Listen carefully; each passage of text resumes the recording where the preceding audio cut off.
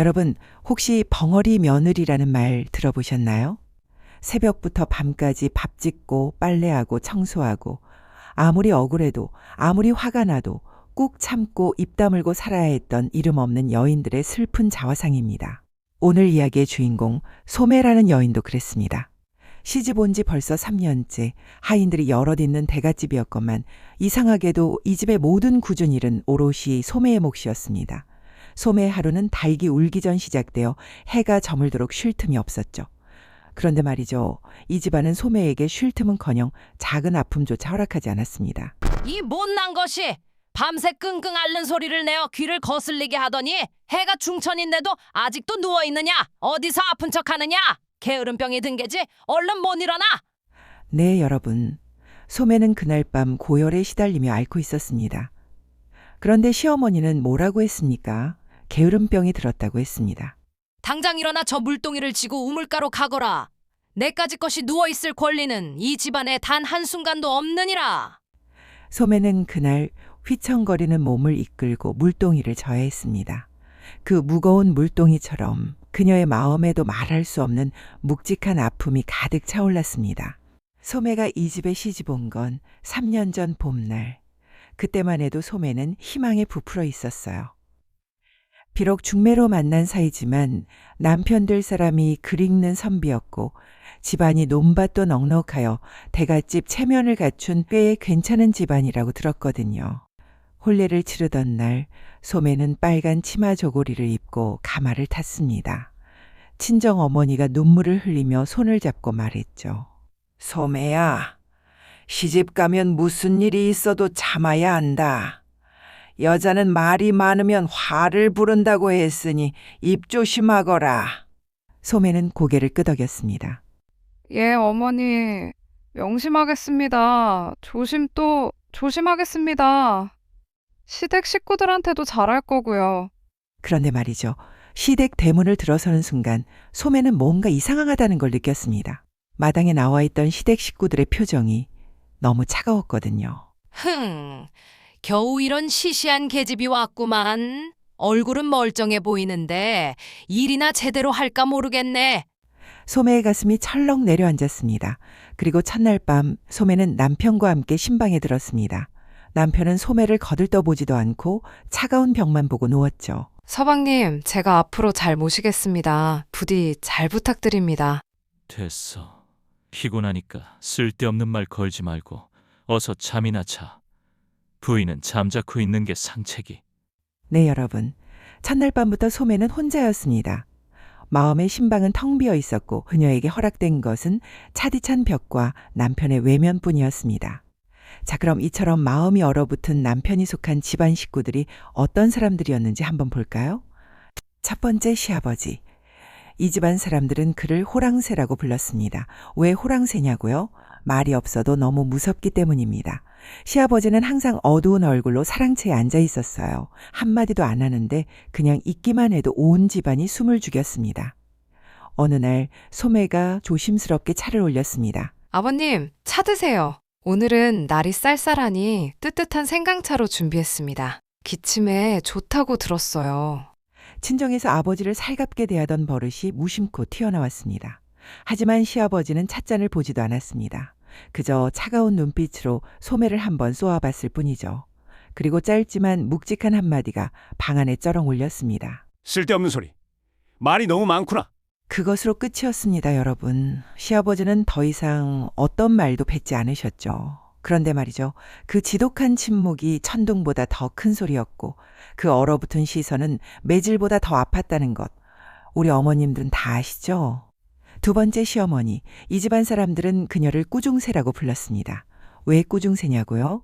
아침부터까지 쉴 틈 없이 잔소리가 귓전을 때렸기 때문입니다. 이게 다 뭐냐? 설거지를 이따위로 해놓았느냐? 내가 시집 왔을 땐 한겨울에도 찬물에 손이 터져라 그릇을 닦아도 뽀득거리는 소리가 났거늘. 내 어미는 너를 이리 설렁설렁 가르쳤더냐? 시어머니는 자신이 겪었던 고된 시집살이의 서름을 고스란히 며느리에게 되갚아주는 여인이었습니다. 설거지뿐만이 아니었습니다. 어떤 일을 해도 어떤 말을 해도 시어머니의 눈에는 소매의 모든 것이 못마땅했습니다. 너 같은 것이 이 집안에 복을 가져오겠냐? 재수 없는 년 같으니 어서 내 눈앞에서 사라져라. 세 번째 이 집안의 도련님, 바로 소매의 남편, 이 집안 사람들은 그를 미련새라고 불렀습니다. 왜 미련새냐고요? 철이 없고 눈치가 없고 책임감도 없었기 때문입니다. 어머니, 무슨 일이십니까? 왜 이리 소란스럽습니까?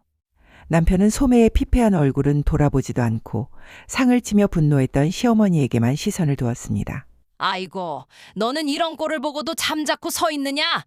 저 못난 것이 겨우 설거지 하나 제대로 못하여 나를 이리 노엽게 하는구나. 하여간 시끄럽구나.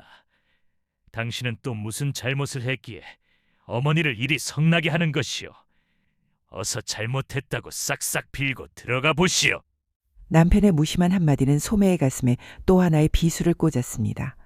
그는 단 한 번도 소매의 편에 서지 않았습니다. 자, 그럼 정리를 해볼까요?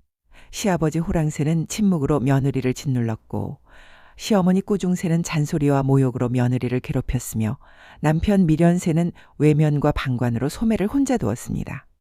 그렇게 1년이 지나고 2년이 지나고 3년이 지났습니다. 소매는 점점 말을 잃어갔습니다.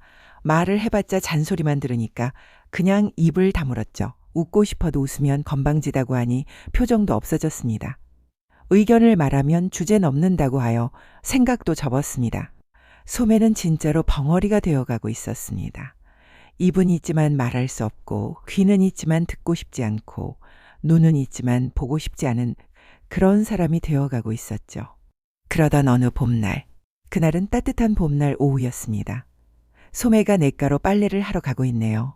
남편은 아침 일찍 오늘은 과거 공부가 잘 될 것 같다며 집을 나섰고 시어머니도 친척집에 다녀온다며 외출했고 시아버지는 마을 어른들과 모임이 있다고 나가셨죠. 모두가 집을 비운 그날 소매는 잠시나마 짐을 내려놓은 듯 홀가분했습니다. 그 숨막히는 집안에서 벗어나니 따뜻한 봄 햇살과 맑은 공기가 온몸을 감싸는 듯 했지요. 소매는 가벼운 발걸음으로 조용히 콧노래까지 흥얼거렸을 겁니다. 아이고, 이 꽃이 참말로 예쁘구나. 소매는 냇가로 가는 숲길을 걸었습니다. 이 길은 3년 동안 수없이 오가던 길이었지만 그날만큼은 달랐습니다. 숲길의 작은 들꽃과 햇살 한 조각까지도 소매의 눈에는 그렇게 아름다울 수가 없었죠. 그런데 말이죠. 소매가 한참을 그렇게 평화롭게 걷고 있을 때 냇가 근처 숲속에서 이상한 소리가 들렸습니다. 응? 저기 누가 있나? 소매는 발걸음을 멈췄습니다. 그 목소리가 이상하게 낯익었거든요. 소매는 조심스럽게 소리나는 쪽으로 다가갔습니다. 한 걸음, 두 걸음, 그리고 소매는 믿을 수 없는 광경을 목격하고야 말았습니다. 숲속 나무 아래 한 남자와 여자가 포옹을 하고 있었으니 그 남자는 바로 소매의 남편이었습니다. 그리고 저 여자, 아니 저 여인은 바로 소문이 자자한 동네의 모든 청년들과 고을 양반들까지 마음을 빼앗겼다는 주막집의 그 미색의 여인이 아니겠습니까? 날이 또 거짓말하고 나오셨어요? 집에서 의심하시진 않으셔요? 걱정 마시오.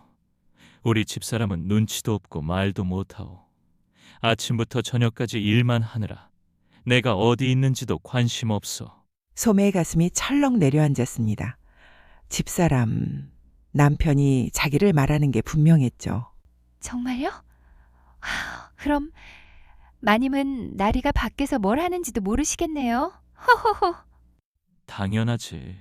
그 사람은 그냥 집안 하인 같은 거요. 밥하고 빨래하고 청소하는 게 전부인 사람이요. 나하고 대화도 제대로 안 되는 사람인데 무슨 관심이 있겠소. 집안 하인, 대화도 안 되는 사람. 소매는 그 자리에서 숨이 멎는 것 같았죠. 그래도 나리 부인이시잖아요. 에이, 나쁜 나리. 부인이긴 하지만 내 마음을 이해해 주는 건 당신뿐이요. 집에서는 하루 종일 어머니 눈치, 아버지 눈치, 숨이 막혀 죽겠소. 당신을 만날 때만 내가 살아있는 것 같소. 나리, 저도 나리 생각만 해요. 나리가 오실 때까지 하루하루가 너무 길어요. 나도 그렇소. 당신만 생각하면 가슴이 뛰고 집에 있는 그 사람한테는 한 번도 느껴본 적 없는 감정이요. 소매는 온몸에 피가 거꾸로 솟는 듯한 충격에 두 손으로 입을 막았습니다. 목을 때까지 차오르는 절규를 막기 위해 그녀는 자신의 입술이 터지도록 손으로 틀어막았죠.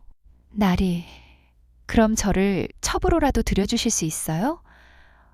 저 이렇게만 만나는 게 너무 괴로워요. 그건 당장은 어렵소. 우리 집이 체면을 중시하는 대갓집이라 함부로 첩을 드릴 수가 없어. 부모님의 노여움을 사는 것이 무엇보다 두렵고 집안의 엄격한 체면을 유지해야 하니 당장은 허락받기가 쉽지 않소. 아, 그럼 하지만 내가 과거에만 급제하면 못 드릴 것도 없소. 내가 벼슬을 하게 되면 녹봉도 받고 집도 크게 얻을 수 있어. 그때는 당신을 정식으로 첩으로 드리고 비단 옷도 해 입히고 좋은 방에서 편하게 살게 해주겠소. 정말이죠? 약속하시는 거예요? 물론이요. 내가 이번 과거는 꼭 붙을 거요. 과거에 급제하기만 하면 당신을 떳떳하게 내 곁에 두고 그 집에 있는 사람은 그냥 큰방 마님 역할이나 시키면 되지. 그런데 마님이 반대하시면 어쩌죠? 그 사람이 뭘 반대해요. 어차피 말도 못하고 눈치도 없고 시키는 대로만 하는 사람인데 내가 첩 드린다고 하면 고개 숙이고 받아들일 거요. 당신은 걱정하지 마시오. 나리, 그럼 정말 과거 급제하셔야 해요. 저 기다릴게요. 나리가 벼슬하시는 날까지. 그럼 내가 꼭 급제해서 당신을 떳떳하게 내 곁에 두겠소. 그때까지만 조금만 참아주시오. 당신은 내 진짜 마음을 가진 사람이오. 집에 있는 건 그냥 부모님 체면 때문에 둔 사람일 뿐이오. 나리, 사랑해요. 나도 사랑하오. 부모님 체면 때문에 둔 사람, 남편의 잔인한 한마디에 소매의 존재가 송두리째 부정당했습니다. 충격과 배신감에 몸을 가누지 못하고 비틀거리다 그만 발밑에 마른 나뭇가지를 밟아버렸습니다. 누구요? 나리, 누가 있나 봐요. 소매는 재빨리 몸을 숨겼습니다.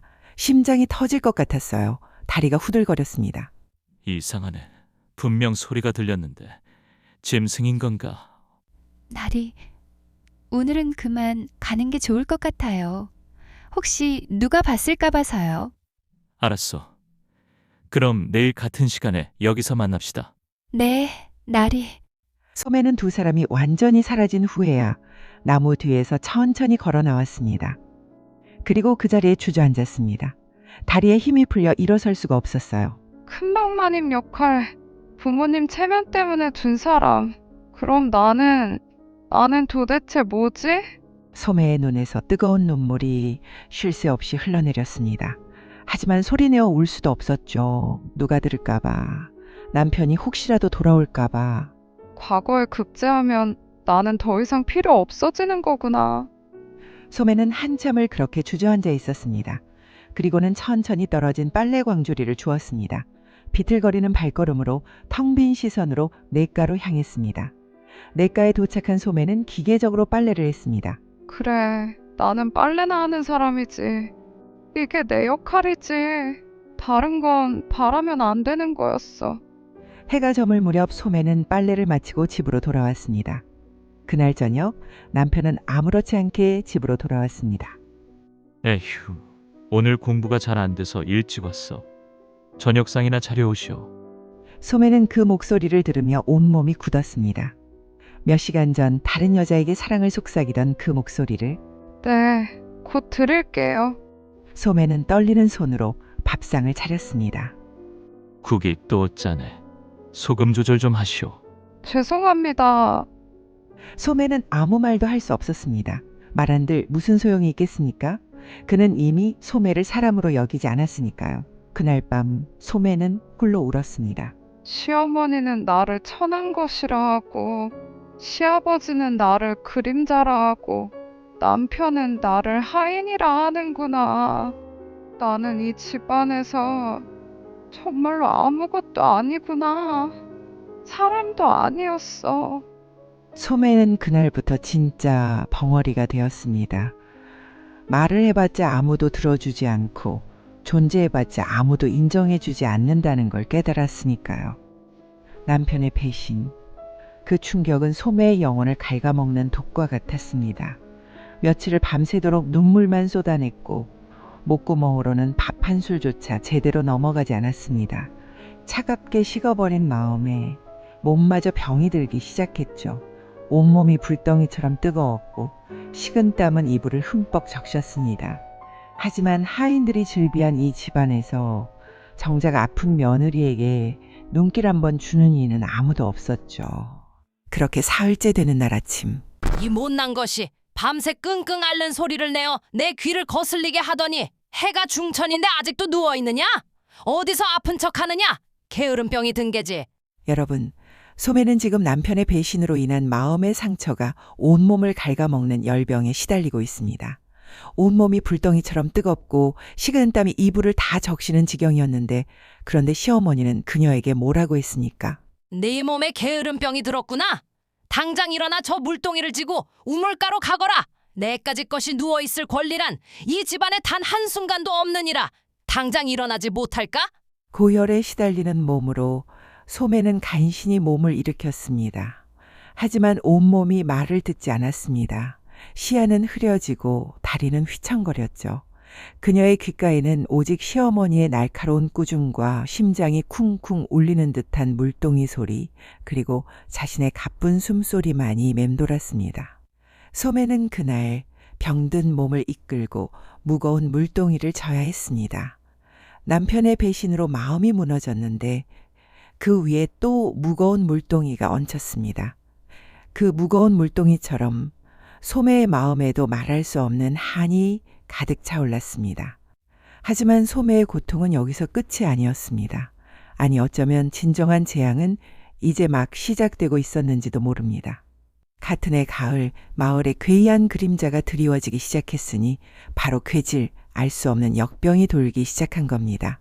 처음에는 마을 한쪽 끝에 사는 할아버지 한 분이 고열로 쓰러졌죠. 모두의 염려 속에서도 그 할아버지는 사흘 만에 돌아가셨습니다. 그리고 사람들은 수군거렸습니다. 이거 뭔가 이상하다. 이 병이 무섭게 퍼지는 것 같아. 우리 집은 괜찮겠지? 조심해야 해. 그 다음 주에는 건너편 집 아이가 쓰러졌습니다. 그 다음 주에는 옆집 아주머니가 알아누웠죠. 가을 장마가 계속되면서 병은 점점 더 빨리 퍼져나갔습니다. 그리고 마침내 소매의 집에도 그 병이 찾아왔습니다. 어느 날 밤이었습니다. 소매는 부엌에서 다음날 아침 식사 준비를 하고 있었어요. 갑자기 사랑채 쪽에서 큰 소리가 들렸습니다. 소매가 깜짝 놀라 달려갔죠. 서방님! 남편 미련새가 책상 앞에서 그대로 쓰러져 있었습니다. 얼굴은 새빨개지고 온몸에서 열기가 펄펄 났어요. 몸이 덩이 같아. 소매는 재빨리 물에 적신 수건으로 남편의 이마를 닦아줬습니다. 하지만 열은 전혀 내려가지 않았어요. 어머님, 아버님, 서방님이 쓰러지셨어요. 시어머니 꾸중새가 후다닥 달려왔습니다. 아들이 쓰러졌다는 말에 놀란 거죠. 아니, 이게 무슨 일이냐? 시어머니는 아들의 이마에 손을 대보더니 얼굴이 하얗게 질렸습니다. 이건 마을에 돌던 그 병이구나. 그 순간 시어머니의 눈빛이 변했습니다. 그 눈빛이 어디로 향했을까요? 바로 며느리 소매를 향했습니다. 너로구나. 내가 기어코 내 서방을 잡아먹으려고, 우리 집안을 망치려고. 예? 어머님, 무슨 말씀이세요? 내가 복이 없어서 이 집안의 애군을 끌어들인 게 분명하다. 내가 시집 온 뒤로 이 집안에 좋은 일이 하나도 없었어. 여러분, 조선시대에는 이런 경우가 정말 많았습니다. 집안에 안 좋은 일이 생기면 며느리 탓을 했었죠. 내가 재수가 없어서 우리 아들이 병에 걸린 거야. 내가 이 집안을 망치려고 작정했구나. 아닙니다, 어머님. 제가 어떻게 그런 일을 감히 꾸밀 수 있겠습니까? 입 닥치거라. 내 입에서 나오는 말은 모두 거짓이다. 내가 있으니까 이 집안에 재앙이 온 거야. 그날 밤 소매는 남편을 간호했습니다. 오랜 시간 삭혀왔던 배신감이 끌어올랐지만 소매는 인간으로서의 본분을 끝내버리지 못했습니다. 제발 살아주세요, 서방님. 며칠이 지났습니다. 다행히 남편의 열은 조금씩 내려가는 것 같았어요. 그런데 바로 그때 시어머니가 비틀거리며 방으로 들어왔습니다. 왜 이렇게 더운 거냐? 몸이. 시어머니도 병에 걸린 겁니다. 이제 집안이 아수라장이 되었습니다. 남편은 아직 완전히 회복하지 못했고 시어머니는 막 병에 걸렸죠. 소매는 밤낮으로 물을 깃고 약을 다리고 방을 오가며 두 사람을 돌봤습니다. 여러분, 이 얼마나 아이러니한 일입니까? 소매는 시집 온 지 3년, 고통과 외면만 받았던 며느리인데 이 집의 주인들은 병마에 쓰러진 순간 소매에게 모든 것을 맡겼습니다. 심지어 시아버지 호랑새는 병이 옮을까 두려워 자기 방 문을 걸어 잠그고 나오지 않았습니다. 나까지 병에 걸리면 이 집안은 끝이다. 나는 나가지 않을 테니 너희들은 알아서 하거라. 호랑새는 아내와 아들이 죽어가는데도 자기 목숨만 챙긴 겁니다. 우리 가엾은 소매는 그럼에도 가족들을 살리겠다고 이웃집 문을 두드렸습니다. 아주머니, 제발 약 좀 빌려주세요. 집안 식구가 모두 아픕니다. 제발요. 안 돼. 네 집안에 병이 돌았다며? 우리까지 오면 어떡해. 돌아가. 한 집, 두 집, 세 집. 어디를 가도 사람들은 문을 열어주지 않았죠. 사람들이 다 말하더라. 네가 애군을 끌고 들어왔다고. 다들 내 탓이라잖아. 네가 오고 나서 병이 돌기 시작했어. 소매는 완전히 고립되었습니다. 마루에 앉아서 하늘을 본 그날 밤, 비가 억수같이 쏟아지고 있었습니다. 나는 정말로 이 집안에 애군을 끌고 온 걸까? 내가 잘못해서 이렇게 된 걸까? 그 순간 소매의 가슴에 깊이 박혀있던 한이 폭발하려 했죠. 억울함도 슬픔도 아닌 차라리 이 집이 망해버렸으면 좋겠다는 더 깊고 검은 절망이었습니다. 미움과 저주가 소매의 영혼을 잠식했습니다. 그런데 며칠 후 소매 자신도 몸이 이상해지기 시작했습니다. 어지럽다. 몸이 왜 이렇게 무거운 거지? 소매도 병에 걸린 겁니다. 하지만 소매는 쓰러질 수가 없었어요. 자신이 쓰러지면 이 집안의 생명이 끝장날 것임을 알았기 때문이죠. 소매는 휘청거리는 몸을 이끌고 마지막 힘이 닿을 때까지 집안일을 했습니다. 하지만 결국 인간의 몸에는 한계가 있었습니다. 소매는 마당 한가운데에서 그대로 힘없이 쓰러지고야 말았습니다. 얼마나 시간이 지났을까요? 소매가 정신을 차렸을 때 차가운 빗물이 얼굴에 떨어졌습니다. 그녀는 그토록 많은 가족과 하인들 속에서 홀로 빗물 속에 버려져 있었습니다. 모두 병이 옮을까 두려웠던 겁니다. 나는 정말로 이 집안 사람이 아니구나. 그날 밤 소매는 결심했습니다. 이 집을 떠나겠다고. 이곳엔 이제 남아있을 이유도 마음도 없다고 생각했습니다. 소매는 떨리는 손으로 작은 보따리를 꾸렸습니다. 그리고 마지막으로 문 밖을 바라봤습니다. 그때 희미한 목소리가 들려왔죠. 소매야, 가지마. 미안하다. 남편의 목소리는 바람에 섞여 사라졌습니다. 그러나 그 말은 소매의 가슴에 오래 남았죠. 그녀가 이 집에서 처음으로 들은 사과였습니다. 그리고 바로 그때 시어머니의 신음소리가 들려왔습니다. 소매야, 물 좀 다오. 내가 아니면 아무도 날 돌보지 않겠구나. 소매는 잠시 멈췄습니다. 떠나려던 발걸음이 그 두 목소리에 붙잡혔습니다. 미움과 원망으로 가득했던 사람들이 지금은 아이처럼 약해져 있었습니다. 그 순간 소매는 알았습니다. 이 집안의 불행은 누가 잘못해서가 아니라 서로가 너무 약하고 이기적이어서 생긴 일이란 걸요. 그걸 알자 마음이 조금 달라졌습니다. 용서한 건 아니었어요. 다만 그 사람들도 결국 두려움에 짓눌려 사는 불쌍한 사람들이란 생각이 들었습니다. 그래서 소매는 미움을 거두었습니다. 누군가는 미움을 멈춰야 하니까요. 그 마음이 그녀의 발길을 멈춰한 것입니다. 소매는 이제 미움과 복수를 넘어서 인간의 가장 근본적인 도리를 선택했습니다. 내가 이 집안을 살린다. 비록 나를 짓밟았던 사람들이지만 저들은 지금 죽어가고 있어. 생명을 외면할 수는 없지.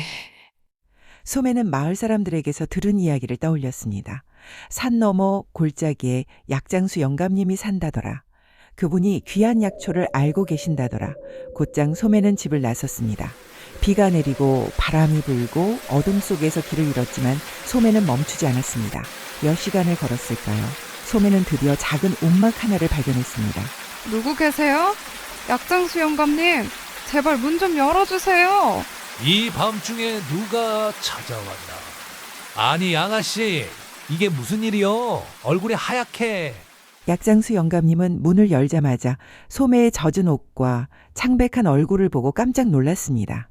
영감님, 제발 좋은 약을 알려주세요. 우리 집안 식구들이 모두 알아 누웠어요.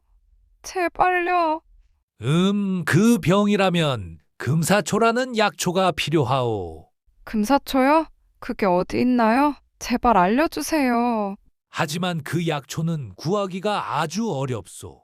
깊은 산 절벽에만 자라는데 게다가 약장수 영감님은 잠시 망설이다가 말을 이었습니다. 그 풀은 사람의 정성을 먹고 자란다고 하오. 정성 없이는 뿌리가 뽑히지 않는 신령한 풀이지. 제가 가겠습니다. 어디 있는지만 알려주세요. 약장수 영감님은 소매의 눈을 보았습니다.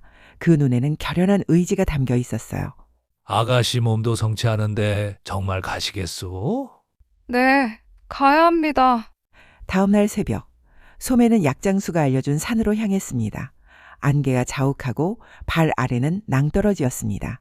돌길은 미끄러웠고 잡초 사이로 바람이 울부짖었죠. 그 길은 사람의 발길이 끊긴 생과 죽음의 경계였습니다. 조금만 더. 드디어 소매는 절벽 중턱에서 반짝이는 황금빛 보물을 발견했습니다. 바로 이 집안의 생명을 살릴 금사초였습니다. 소매는 환희에 차서 곧장 손을 뻗었죠. 하지만 하늘은 소매의 고통을 시험이라도 하듯 그 귀한 풀은 바위 틈 가장 깊숙한 곳에 뿌리를 내리고 있어 손끝이 도저히 닿지 않았습니다. 제발. 소매는 절벽 아래로 몸을 던지듯 간신히 나무 뿌리에 매달려 버텼습니다. 손이 닿지 않은 금사초를 향해 그녀는 두 팔과 온몸을 더 내밀었습니다. 나무 뿌리를 붙잡은 손은 바위에 긁혀 피가 터져 나왔고 소매의 손끝은 절박함으로 온통 피로 물들었습니다. 하지만 그녀는 멈추지 않았습니다. 이 모든 고통 속에서도 그 풀 한 줌이 이 집안의 마지막 희망이었으니까요. 부디 이 풀로 우리 가족을 살려주세요. 그때 신기한 일이 일어났습니다. 소매의 피와 눈물, 그리고 그 지극한 정성이 통했던 것일까요? 약장수 영감님의 말씀대로 사람의 정성을 먹고 자라는 풀인 금사초의 뿌리가 스르륵 풀리기 시작한 겁니다. 금사초가 마치 스스로 찾아오듯 소매의 손 안으로 들어왔습니다. 소매는 그 귀한 풀을 가슴에 꼭 안았습니다. 고마워. 이제 다들 살릴 수 있어. 소매는 눈물을 흘렸습니다. 손에서는 피가 뚝뚝 떨어졌지만 그 얼굴에는 환한 미소가 번졌어요. 소매는 금사초를 가슴에 안고 서둘러 집으로 돌아갔습니다. 집에 도착한 소매는 쉴 틈도 없이 밤새도록 그 귀한 약을 다리고 또 다렸습니다. 부디 이 약이 효험이 있게 해주세요. 제발. 소매의 그 간절한 정성으로 산을 헤매며 피 흘려 얻은 귀하디 귀한 금사초는 마침내 약이 되었습니다. 소매는 먼저 남편에게 약을 올렸습니다. 서방님, 제가 좋은 약을 구해왔어요. 이거 드세요. 소매야, 고맙다. 어디 갔었어? 괜찮아요. 어서 드세요. 금방 나으실 거예요. 남편에게 약을 먹인 후 소매는 안채로 향했습니다. 평생 꾸중과 모욕만을 퍼붓던 시어머니가 지금은 병마에 쓰러져 누워 있었죠. 어머님, 약 가져왔습니다. 어서 드시지요. 시어머니는 힘없이 약을 받아 마셨습니다. 그런데 바로 그때였죠. 시어머니의 눈이 소매의 손에 머물렀습니다. 이 손은 어째서 이렇게... 소매의 손은 산을 오르며 바위에 긁히고 금사초를 캐느라 바위 틈에 끼어 온통 상처투성이었습니다. 피딱지가 앉아있고 손톱은 다 깨져 있었죠. 괜찮습니다, 어머님. 어서 약 드세요. 시어머니는 숨을 들이켰습니다. 자신이 못난 것이라 저주했던 며느리가 밤새 그 모진 비를 맞고 피를 흘려가며 자신을 살리려 했다는 사실이 그녀의 얼어붙었던 가슴을 때렸습니다. 이 아이가, 내가 저주했던 이 아이가 나를 위해 이렇게까지... 시어머니는 더 이상 아무 말도 할 수 없었습니다. 그저 말없이 약을 마셨고 그 눈에는 회한의 눈물만 가득했어요. 며칠이 지났습니다. 신기하게도 금사초의 약효는 정말 대단했어요. 소매야, 내가 일어날 수 있어. 열도 다 내렸어. 서방님, 정말 다행이에요. 남편은 자리에서 벌떡 일어났습니다. 그리고는 곧장 소매에게 다가와 손을 잡았어요. 여전히 상처투성이인 아내의 손을 보고 다시 한번 놀랐죠. 소매야, 내 손, 이게 대체... 괜찮아요, 서방님. 서방님이 나으신 게 더 중요해요. 소매야, 나도 기운이 나는구나. 시어머니마저 기운을 차리고 일어나려 하자 소매가 황급히 부축했습니다. 어머님, 움직이시면 안 돼요. 아직 완전히 나으신 게 아니에요. 그런데 바로 그때였습니다. 이 집안의 가장 시아버지 호랑새가 자신의 방문을 조심스럽게 열고 나왔습니다. 아내와 아들이 사경을 헤맬 때 병이 옮을까 두려워 방문을 걸어 잠그고 숨어버렸던 그였죠. 허허, 어찌 된 것이냐? 병세는 가라앉았느냐? 네, 아버지. 소매가 약을 구해와서 우리가 다 나았습니다. 시아버지는 안도의 한숨을 쉬었습니다. 하지만 그 마음 한편에는 깊은 부끄러움이 있었을 겁니다. 가족의 위기 속에서 자신은 방에 숨어 가장의 책임을 회피했는데 평생 모욕과 멸시만 받았던 며느리가 온몸을 바쳐 가족을 살렸으니 말입니다. 나는 가족을 버리고 도망쳤는데 며느리가 가족을 살렸구나. 시아버지는 무거운 발걸음을 옮겨 소매에게 다가갔습니다. 그 순간 그의 입에서 평생 며느리에게는 단 한 번도 하지 않았던 말이 흘러나왔습니다. 소매야, 고맙다.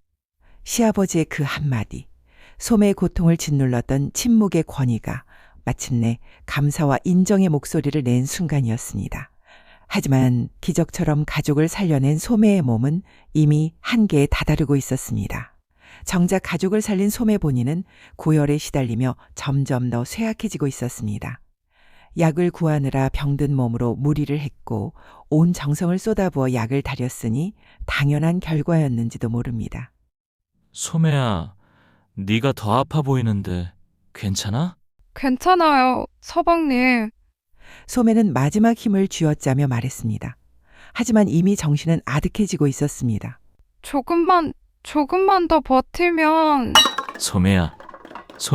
아가야, 정신 차려. 제발. 어서 의원을 불러와야 한다. 여러분, 가족을 살려낸 소매는 이제 싸늘한 방바닥에 누워 사경을 헤매고 있었습니다. 병든 아내가 생명의 위기에 처했는데 남편은 해줄 수 있는 것이 아무것도 없었습니다. 그가 할 수 있는 일이라곤 그저 아내의 손을 붙잡고 눈물을 흘리는 것뿐이었죠. 아가야, 네가 나를 살렸는데 나는 너를 살릴 수 없구나. 내가 내게 얼마나 모진 말을 했는지. 내 시집살이의 한을 내게 풀려고 했으니 내가 벌을 받는 게 마땅한데. 시어머니는 자신의 비극적인 삶이 소매에게 대물림되었다는 사실에 통곡하며 무릎을 꿇었습니다. 그때 침묵 속에 서 있던 시아버지가 방 안으로 들어섰습니다. 소매야, 나는 비겁한 사람이었다. 가족이 죽어가는데 나는 방에 숨었지. 가장으로서 자격이 없었다. 고맙다. 소매야, 네가 이 집안을 살렸다. 부디 이 못난 가족을 용서하고 눈을 떠다오. 세 사람의 진심 어린 눈물과 참회, 그리고 간절한 기도가 하늘에 닿았던 것일까요? 소매가 힘겹게 눈을 떴습니다. 그녀의 시야에 들어온 것은 평생 자신을 괴롭혔던 시댁 식구들이 흘리는 뜨거운 눈물이었습니다. 서방님, 어머님, 아버님. 소매야, 정신이 드느냐? 저 괜찮아요.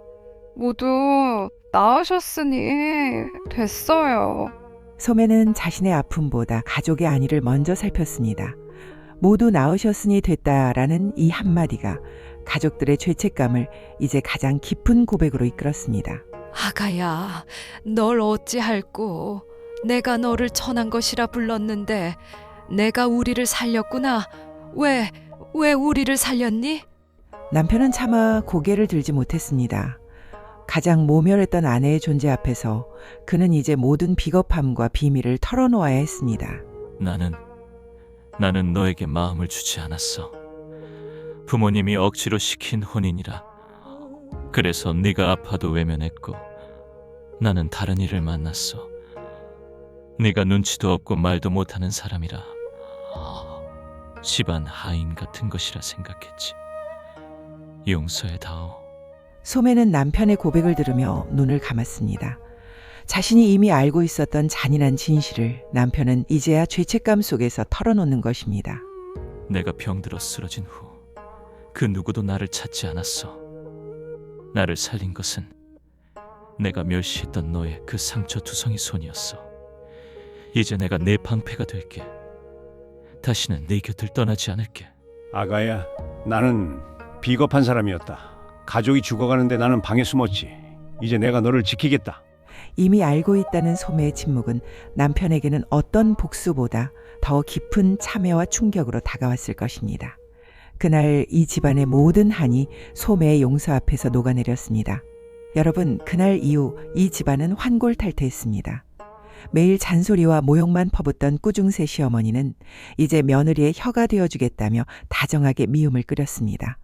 철없고 무심했던 미련새 남편은 아내 곁을 지키며 집안일을 도왔죠. 가장 무섭고 비겁했던 호랑새 시아버지마저 더 이상 권위만 내세우지 않았습니다.